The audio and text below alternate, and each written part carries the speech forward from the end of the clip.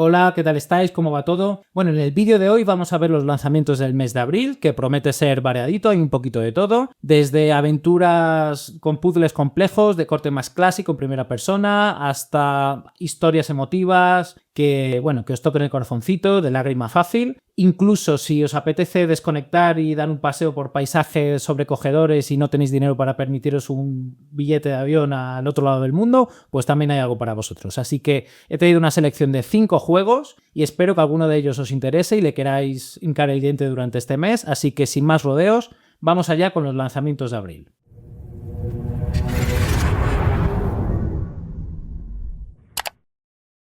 La vida siempre nos depara un poco de todo. ¡No me queda nada mal, eh! I'm sorry if I've kept you waiting. ¡Maldita seas, mujer coqueta!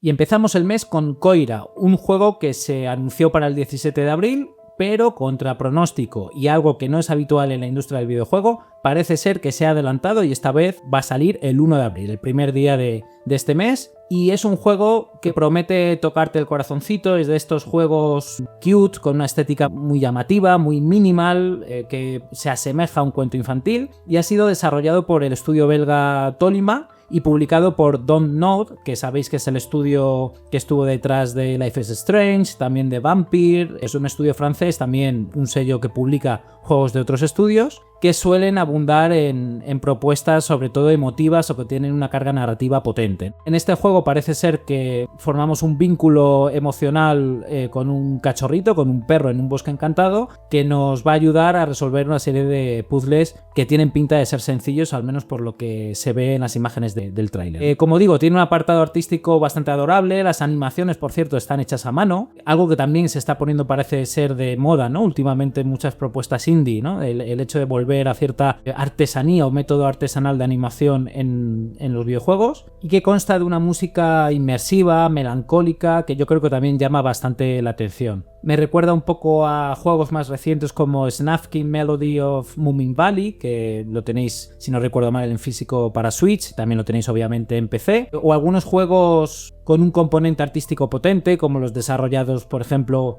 por Amanita Design, tipo Botanicula, Machinarium, aunque este caso tiene una estética bastante distinta. Son de estos juegos que, más que desafíos o complejidad, lo que ofrecen es una experiencia tranquila, visualmente hermosa. Yo creo que si tenéis peques por casa, pues puede ser una buena opción para que, le den un poco al coco y además se emocionen con una historia que yo creo que está pensado más para este tipo de público, pero que yo creo que es jugable por, en realidad, cualquier persona. Está disponible, o al menos va a salir disponible para PC en Steam y también para Play 5 en digital, que lo tengáis en cuenta.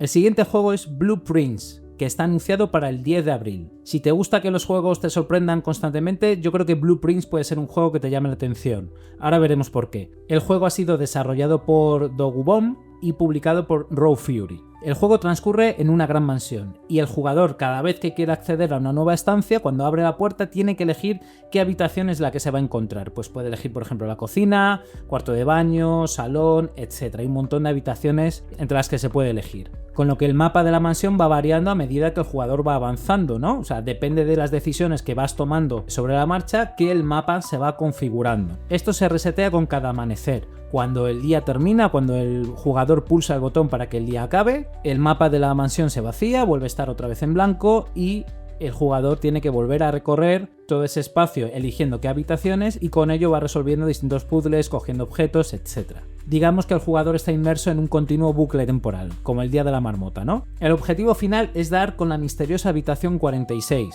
así que os invito a que le echéis un vistazo y a ver si conseguís encontrarla. La estética también llama mucho la atención, ¿no? Es una estética cel shading, que no es nada nuevo en el mundo de los videojuegos, pero igualmente es llamativa. Tiene un estilo cómic o ilustración y que recuerda igual a títulos a lo mejor como The Wolf Among Us, aunque aquel juego es totalmente distinto, es un juego, ya sabéis, más narrativo, de toma de decisiones, pero a nivel estético tiene cierto puntito en común. Este juego va a estar disponible tanto en PC como en PlayStation 5 y también en Xbox Series.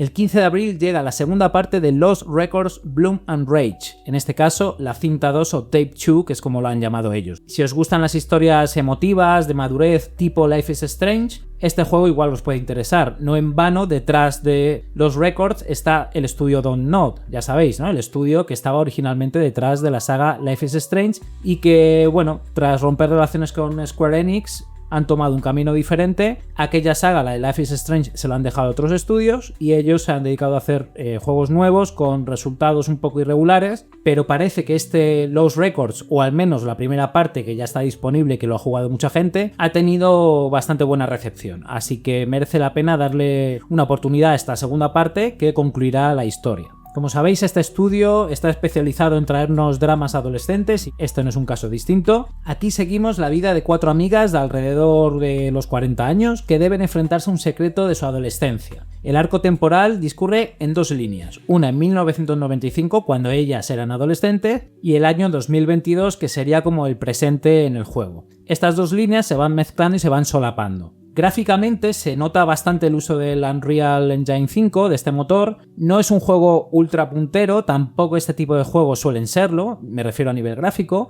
pero sí que es llamativa la iluminación, ¿no? El uso de la iluminación e incluso las expresiones faciales están bastante bien. Y desde luego mejora lo que se ha hecho en otros juegos del mismo tipo anteriormente. Si ya tenéis comprada la primera parte, no os preocupéis porque esta segunda llega como una actualización gratuita, así que no tenéis que pagar 2 veces, que es lo suyo. Como he dicho, la primera parte tuvo bastante buena recepción, así que bueno, vamos a ver cómo concluye la historia y si merece la pena. Va a estar disponible en Play 5, en Xbox Series y por supuesto también en PC a través de Steam.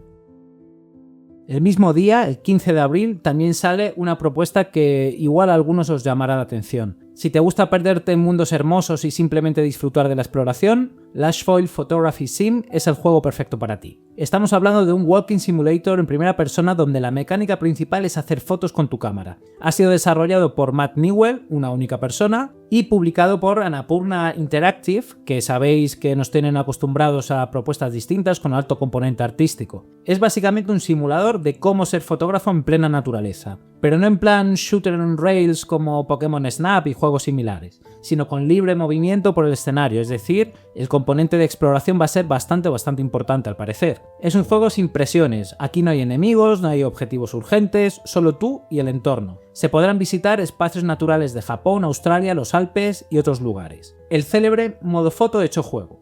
Esto es lo que es, teniendo que manejar parámetros como enfoque, distancia focal, exposición, profundidad de campo, etc. Si sois aficionados a la fotografía o queréis empezar en el mundillo, pues igual es una herramienta interesante para practicar, ¿no? Como primer acercamiento al mundo de la fotografía. Y me llama la atención precisamente porque yo soy fotógrafo de paisaje y de arquitectura, esa es mi profesión. Así que bueno, lo probaré y os diré qué tal está. No va a ser un juego para todos los públicos, yo lo sé, los Walking Simulator normalmente son para un público mucho más minoritario, pero igualmente como una alternativa al estrés y al trabajo diario, pues yo creo que puede ser bien recibido. Sobre todo porque gráficamente se ve espectacular, como estáis viendo en las imágenes. Y es que parece que le han sacado bastante partido al motor Unreal 5. Este juego va a estar disponible para PC, en Steam, pero también en Play 5 y en Xbox Series, así que echadle un vistazo que yo creo que puede ser algo curioso. Además, es de ese tipo de juegos que seguramente en unas rebajas de Steam caiga bastante el precio.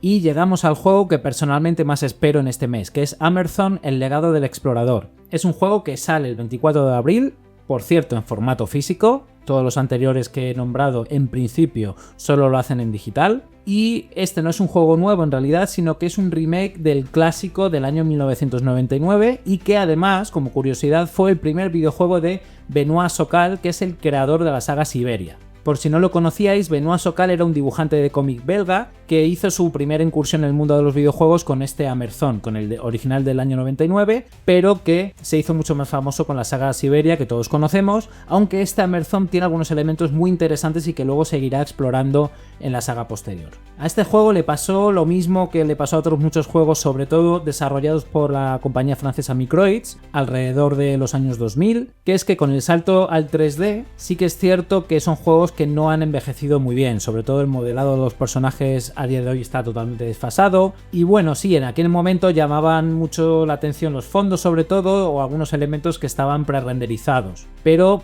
si echáis un vistazo al juego original a día de hoy, vais a ver que no ha envejecido del todo bien y os va a costar un poco jugarlo. De hecho, yo lo jugué hace poco y bueno, lo disfruté, no está mal, pero sí que es cierto que las mecánicas se han quedado un poquito anticuadas. Lo que es muy interesante es que hayan decidido hacer un remake de este juego, que es bastante menos conocido, ¿no? Parece que nadie se lo esperaba y además yo creo que le viene bien, ¿no? Eso es uno de esos ejemplos que hacer un remake puede ser que nos ayude a conectar de nuevo con ese universo, con esa saga que solo se desarrolló en este único juego. El lanzamiento se ha ido retrasando poco a poco, se anunció para finales de 2024, no me recuerdo bien si era para noviembre, luego a principios de 2025 y finalmente lo hará y ya está confirmado para finales de mes, para el día 24. Además, yo ya tengo reservada la versión en físico para PlayStation 5. La premisa de este juego es la de explorar los restos de una civilización o cultura ficticia, en este caso, que vivió en el Amazonas. La historia tiene bastante influencia del realismo mágico, sabéis que es un género literario, y puede recordar tangencialmente, eso sí, a escritos de Gabriel García Márquez, así que si os gusta el autor, igual este juego os puede interesar, sobre todo a nivel de historia. A nivel jugable, me llama mucho la atención que hayan conservado el sistema original de point and click con vistas en primera persona, por medio de la cual el jugador va avanzando por nodos dentro de los cuales la cámara puede moverse 360 grados. Es un sistema de juego clásico que puso de moda la saga Myst, sobre todo a partir de la tercera entrega, y que durante un tiempo funcionó muy bien para estos juegos de carácter inmersivo. Pero me sorprende mucho que no hayan adaptado la jugabilidad a algo más moderno, con libre movimiento por el escenario al ser entornos modelados en 3D, como sí lo han hecho con el remake de Riven de hace pocos meses, por ejemplo. En este sentido, creo que ha sido una oportunidad perdida y a lo mejor esta jugabilidad a día de hoy ya no es para todo el mundo. De todas maneras, yo no tengo ningún problema con ello, así que desde el día 1 le voy a dar una oportunidad a este juego y va a caer sin ninguna duda. Como he dicho al principio, este juego va a estar disponible en PC y en formato físico, tanto en PlayStation 5 como en Xbox Series. Y hasta aquí los lanzamientos de abril. Un mes con algo de puzzles y sobre todo mucha exploración. ¿Con cuál de estos juegos te quedas? Déjamelo saber en los comentarios y dime qué otros juegos esperas para este año. Y ya sabes, si te gusta este contenido, dale like, activa la campanita y suscríbete para más vídeos sobre aventuras gráficas. Nos vemos en la próxima y recuerda, la solución está en los detalles.